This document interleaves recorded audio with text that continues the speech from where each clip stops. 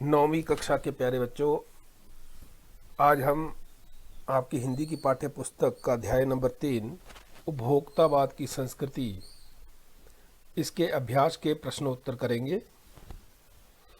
तो आइए करते हैं। बहुविकल्पीय प्रश्न करेंगे। सबसे पहले जो इसमें प्रश्न आते हैं कि आपको जो मैंने पढ़ाया पिछले वीडियो में, उसमें आपको क्या क्या समझ में आया।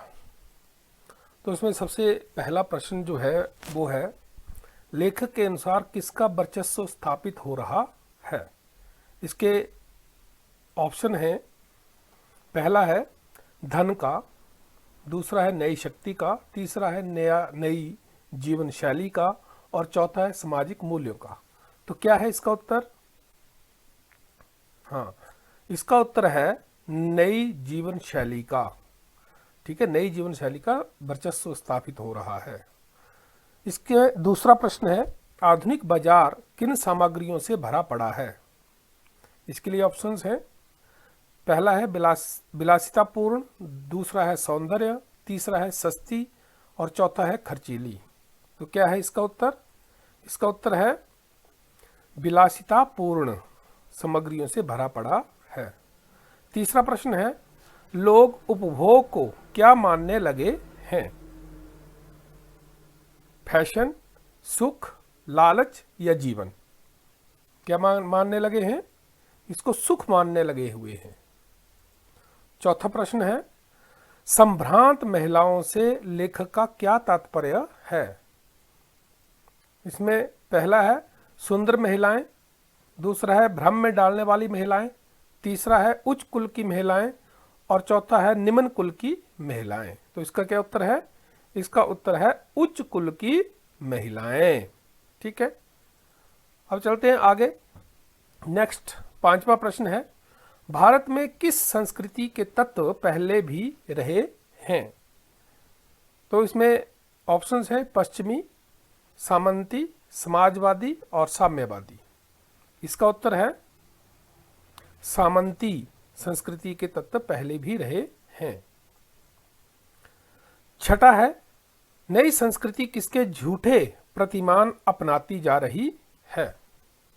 इसके ऑप्शंस हैं सभ्य समाज के, सामाजिकता के, प्रतिष्ठा के, आधुनिकता के। किसके झूठे प्रतिमान? हाँ, आधुनिकता के। फिर है सातवां प्रश्न है, नई जीवन शैली की विशेषता क्या है। क्या है नई जीवन शैली की विशेषता? इसके ऑप्शंस हैं आध्यात्मिकता, समता, उपभोक्तावाद और समानता। क्या है इसका उत्तर? इसका उत्तर है उपभोक्तावाद। ठीक है, अब आते हैं अभ्यास के प्रश्न। ठीक है, तो जो आपकी किताब के अभ्यास में पहला प्रश्न है वो है, लेखक के अनुसार जीवन में सुख से क्या अभिप्राय है। ठीक है, तो उत्तर देखते हैं। लेखक के अनुसार जीवन में सुख का अभिप्राय केवल उपभोग सुख से नहीं है। विभिन्न प्रकार के मानसिक, शारीरिक तथा सूक्ष्म आराम भी सुख कहलाते हैं। लेकिन आजकल लोग केवल उपभोग के साधनों के भोग को ही सुख समझने लगे हैं। लेखक के अनुसार जीवन को सुखी बनाने वाले उत्पाद का जरूरत के अनुसार भोग करना ही जीवन का सुख है। दूसरा प्रश्न है आपकी पाठ्य पुस्तक में, आज की उपभोक्तावादी संस्कृति हमारे दैनिक जीवन को किस प्रकार प्रभावित कर रही है। ठीक है, इसका उत्तर है, आज की उपभोक्तावादी संस्कृति हमारे दैनिक जीवन को पूरी तरह प्रभावित कर रही है। उपभोक्तावादी संस्कृति के कारण हमारी अपनी सांस्कृतिक पहचान, परंपराएं और आस्थाएं घटती जा रही हैं। हमारे सामाजिक संबंध संकुचित होने लगे हैं। मन में अशांति और आक्रोश बढ़ रहे हैं। सारी मर्यादाएं और नैतिकताएं समाप्त होती जा रही हैं तथा मनुष्य स्वार्थी होता जा रहा है। हम लक्ष्यहीन होकर विकास के लक्ष्य से दूर होते जा रहे हैं। हम उपभोगों के दास बनते जा रहे हैं। अगला प्रश्न है प्रश्न नंबर 3, गांधी जी ने उपभोक्ता संस्कृति को हमारे समाज के लिए चुनौती क्यों कहा है? ठीक है, तो उत्तर है इसका, गांधी जी सामाजिक मर्यादाओं और नैतिकता के पक्षधर थे। वे चाहते थे कि लोग सदाचारी, संयमी और नैतिक बने, ताकि लोगों में परस्पर प्रेम, भाईचारा और अन्य सामाजिक सरोकार बढ़ें। गांधी जी चाहते थे कि हम भारतीय अपनी बुनियाद और अपनी संस्कृति पर कायम रहें, लेकिन उपभोक्तावादी संस्कृति इस सब के विपरीत चलती है, जिसके कारण नैतिकता तथा मर्यादा धीरे धीरे कम हो रही है। उपभोक्ता संस्कृति से प्रभावित होकर मनुष्य स्वार्थ केंद्रित होता जा रहा है। भविष्य के लिए यह एक बड़ी चुनौती है, क्योंकि यह बदलाव हमें सामाजिक पतन की ओर अग्रसर कर रहा है। अगला प्रश्न है प्रश्न नंबर 4। प्रश्न नंबर 4 कहता है, जाने अनजाने आज के माहौल में आपका चरित्र भी बदल रहा है और आप उत्पाद को समर्पित होते जा रहे हैं। आशय स्पष्ट कीजिए। इस वाक्य का आशय स्पष्ट करना है। ठीक है, तो इसका उत्तर, उपभोक्तावादी संस्कृति का प्रभाव अप्रत्यक्ष है। इसके प्रभाव में आकर हमारा चरित्र बदलता जा रहा है। हम उत्पादों का उपभोग करते करते न केवल उनके गुलाम होते जा रहे हैं, बल्कि उपभोग को अपने जीवन का लक्ष्य मान बैठे हैं। सही बोला जाए तो हम उत्पादों का भोग नहीं कर रहे, बल्कि उत्पाद हमारा भोग कर रहे हैं। अगला प्रश्न है, प्रतिष्ठा के अनेक रूप होते हैं, चाहे वे हास्यास्पद ही क्यों ना हो। आशय स्पष्ट कीजिए। इसका भी अपने आशय स्पष्ट करना है। तो उत्तर है, प्रतिष्ठा विभिन्न प्रकार की होती है और जिनके रूप तो बिल्कुल विचित्र होते हैं। हास्यास्पद का अर्थ है हंसने योग्य। हम अपनी सामाजिक प्रतिष्ठा को बढ़ाने के लिए ऐसे ऐसे कार्य और व्यवस्था करते हैं कि अनायास हंसी फूट पड़ती है। जैसे अमेरिका में अपने अंतिम संस्कार और अंतिम विश्राम स्थल के लिए पहले ही प्रबंध कर लेना, ऐसी झूठी प्रतिष्ठा जिसे सुनकर हंसी आती है। अगला प्रश्न है प्रश्न नंबर 6। कोई वस्तु हमारे लिए उपयोगी हो या ना हो, लेकिन टीवी पर विज्ञापन देखकर हम उसे खरीदने के लिए अवश्य लालायित होते हैं। क्यों होते हैं? हम टीवी पर क्या है, विज्ञापन देखते हैं और जिस तरह से वो भ्रामक विज्ञापन देते हैं उससे हम ललायित होते हैं कि हम अब यही खरीदेंगे। ठीक है, इसका क्या कारण है, क्यों होता है ऐसे? ठीक है, तो उत्तर है, टीवी पर दिखाए जाने वाले विज्ञापन बहुत ही सम्मोहक होते हैं। वे हमें विभिन्न प्रकार के दृश्यों और ध्वनियों से प्रभावित करते हैं और हमारे मन में वस्तुओं के प्रति भ्रामक आकर्षण पैदा करते हैं।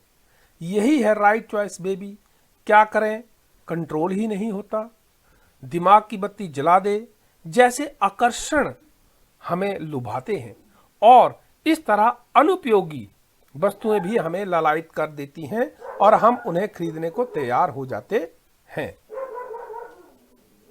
प्रश्न नंबर 7 है, आपके अनुसार वस्तुओं को खरीदने का आधार वस्तु की गुणवत्ता होनी चाहिए या उसका विज्ञापन? तर्क देकर स्पष्ट करें।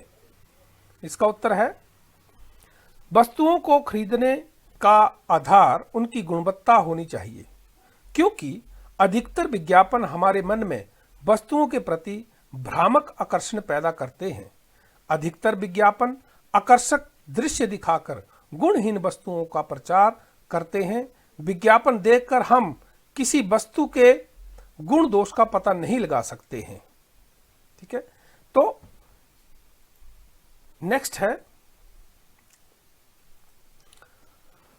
प्रश्न नंबर 8 है, पाठ के आधार पर आज के उपभोक्तावादी युग में पनप रही दिखावे की संस्कृति पर विचार व्यक्त कीजिए।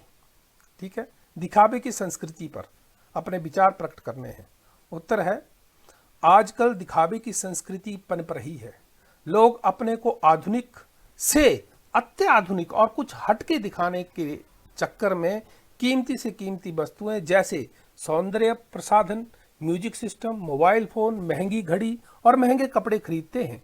आज समाज में इन चीजों से लोगों की हैसियत आंकी जाती है।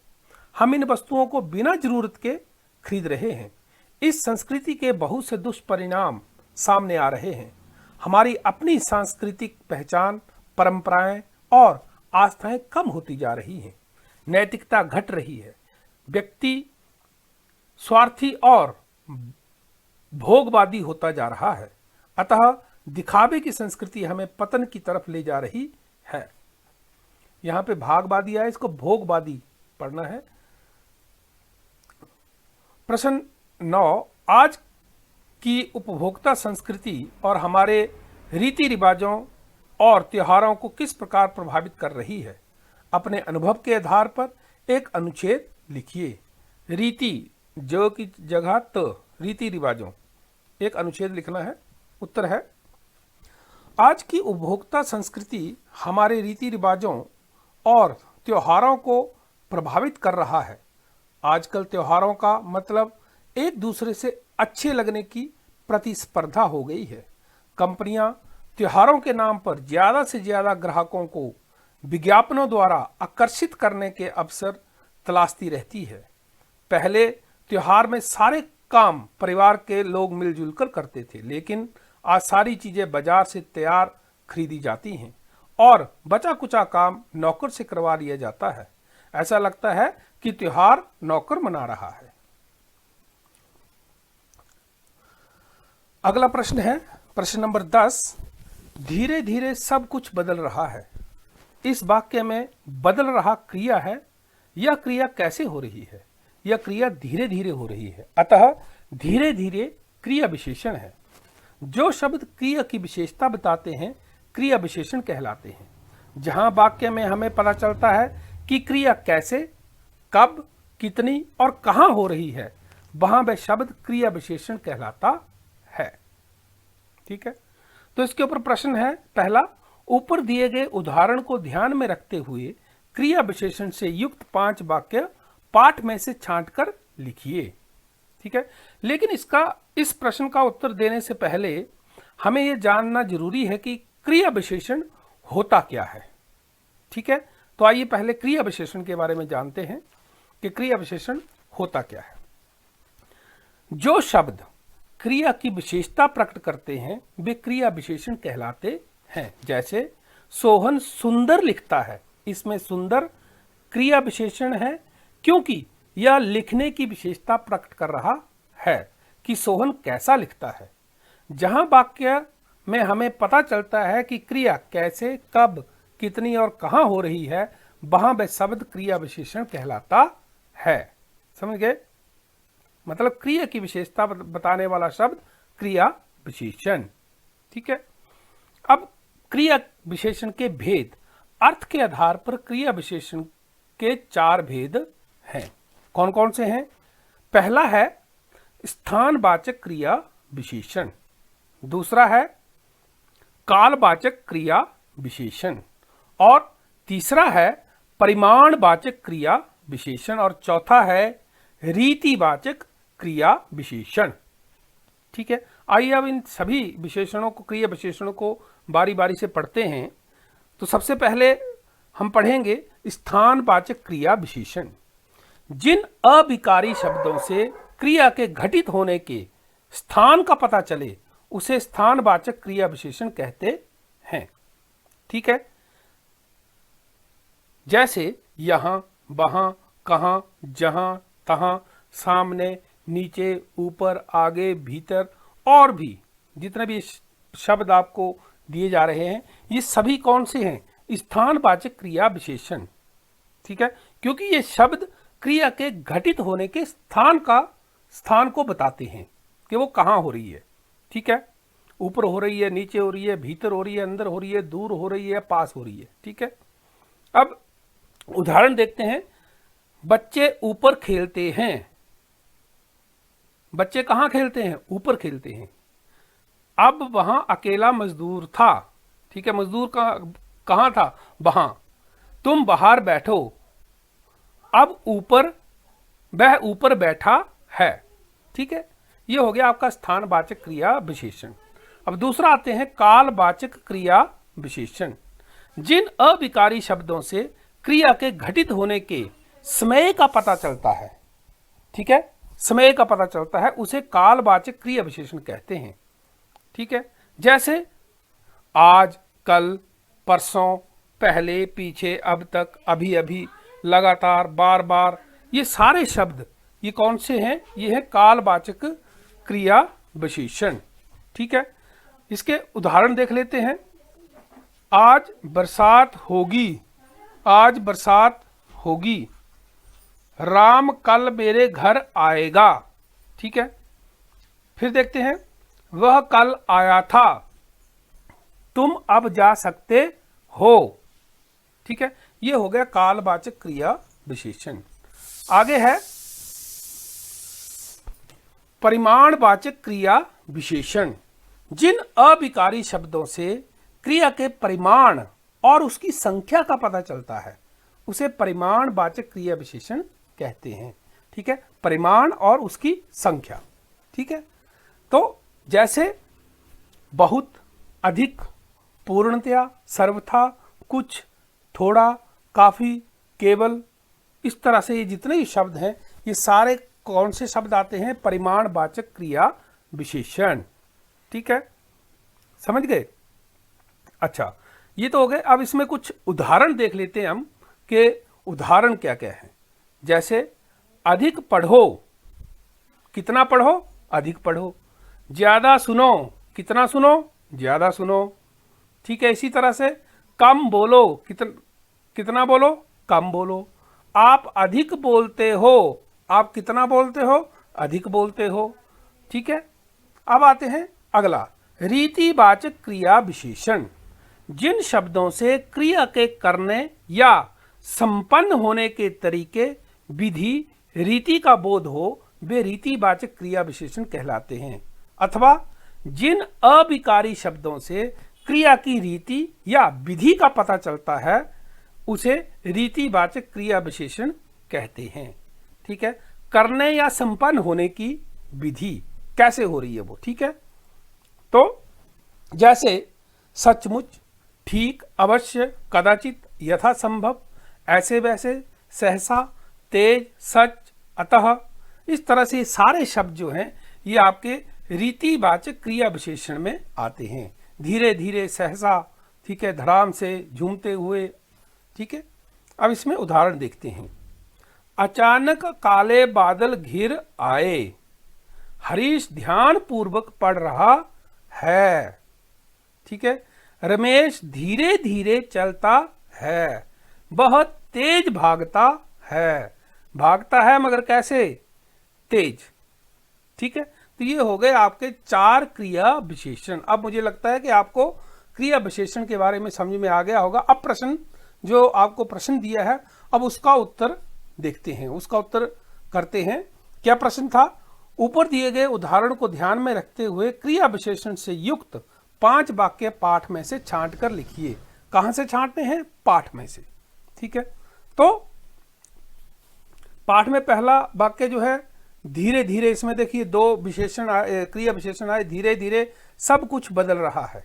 ठीक है, अब इसके बता भी देता हूं कि ये कौन सा विशेषण है। इसमें धीरे धीरे जो है वो रीतिवाचक क्रिया विशेषण है, सब कुछ जो है वो परिमाणवाचक क्रिया विशेषण है। ठीक है, इसी तरह से दूसरा है, आपको लुभाने की जी तोड़ कोशिश में निरंतर लगी रहती है।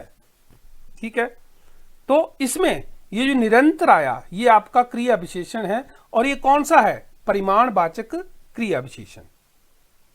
फिर आया आपका सामंती संस्कृति के तत्व भारत में पहले भी रहे हैं।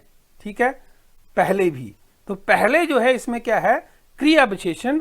और ये जो क्रिया विशेषण है ये है कालवाचक क्रिया विशेषण, क्योंकि पहले की बात जब होगी तो वो किसी काल की बात होगी, समय की बात होगी। ठीक है, फिर है आपका अमेरिका में आज जो हो रहा है, कल वह भारत में भी आ सकता है। ठीक है, तो आज और कल जो है ये कालवाचक क्रिया विशेषण है। आज, कल, कालवाचक। ठीक है, 5वां है, हमारे सामाजिक सरोकारों में कमी आ रही है। ठीक है, इसमें जो कमी शब्द है ये क्रिया विशेषण है, और ये कौन सा क्रिया विशेषण है? परिमाणवाचक क्रिया विशेषण। ठीक है, अब इसी प्रश्न नंबर 10 का जो खो भाग है वो है धीरे धीरे, जोर से, लगातार, हमेशा, आजकल, कम, ज्यादा, यहां, उधर, बाहर। ये शब्द दिए हैं। ठीक है, ये क्रिया विशेषण शब्द हैं, इनका प्रयोग करना है और वाक्य बनाने हैं। ठीक है, तो पहले आपका धीरे धीरे, आप कोई भी बना सकते हैं। भ्रष्टाचार की बीमारी धीरे धीरे पूरे भारत में फैल चुकी है। जो भी आपको सही लगता है, जरूरी नहीं है ये करने हैं, जो आपको लगता है कि आप बना सकते हैं, आप खुद भी बना सकते हैं उनको। ठीक है, जोर से, गाड़ी को जोर से धक्का लगाओ। ठीक है, लगातार, बच्चे सुबह से लगातार खेल रहे हैं। फिर है आपका आजकल, आजकल टीवी पर बहुत सारे विज्ञापनों का प्रसारण हो रहा है। फिर है कम, भारत में अनपढ़ों की संख्या कम होती जा रही है। फिर है ज्यादा, ज्यादा क्रोध करना हानिकारक होता है। फिर यहां, यहां मेरा घर है। फिर आया उधर। ठीक है, उधर बच्चों का स्कूल है। फिर आया बाहर। ठीक है, कक्षा से बिना आज्ञा बाहर जाना मना है। ठीक है, तो ये हो गया। ये तो चलो मैंने बनाए हैं, आप अपने हिसाब से, आपको जो ठीक लगता है उस हिसाब से आप अपने वाक्य बना सकते हैं। ठीक है, आगे आते हैं। अगला जो इसमें लास्ट प्रश्न है वो है नीचे दिए गए वाक्यों में से क्रिया विशेषण और विशेषण शब्द छांटकर अलग लिखिए। ठीक है, क्रिया विशेषण का तो आपको पता है कि क्या होता है। विशेषण क्या होता है?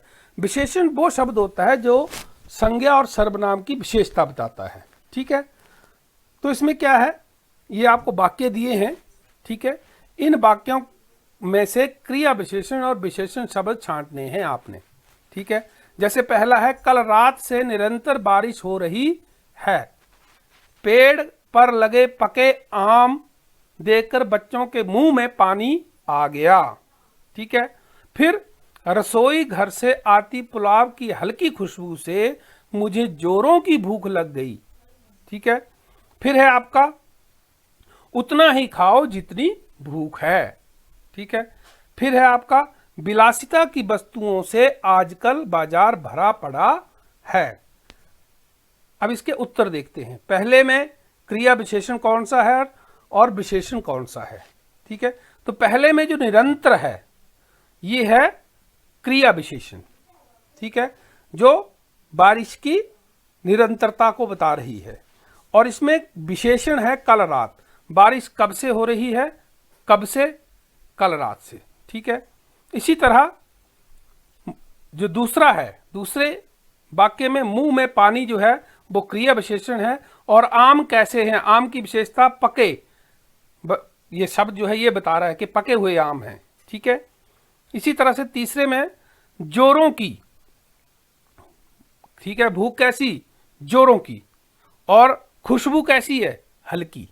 तो खुशबू हल्की है तो हल्की क्या हो गया? विशेषण। ठीक है, इसी तरह से उतना और जितनी, उतना ही खाओ जितनी भूख है। भूख कितनी है? भूख, जितनी भूख, तो विशेषण। उतना ही खाओ, खाओ क्रिया, और क्रिया कितनी? उतनी। तो इसलिए उतना जो है वो आपका क्रिया विशेषण और जितनी जो है वो आपकी विशेषण।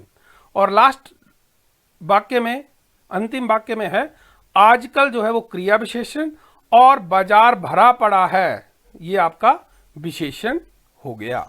ठीक है, तो ये हो गया आपका अभ्यास। ठीक है, मुझे आशा है कि आपको ये सारा समझ में आया होगा और इसको आप पढ़ेंगे बार बार। इसके साथ ही आप मेरे चैनल को लाइक, शेयर और सब्सक्राइब करना ना भूलें। धन्यवाद।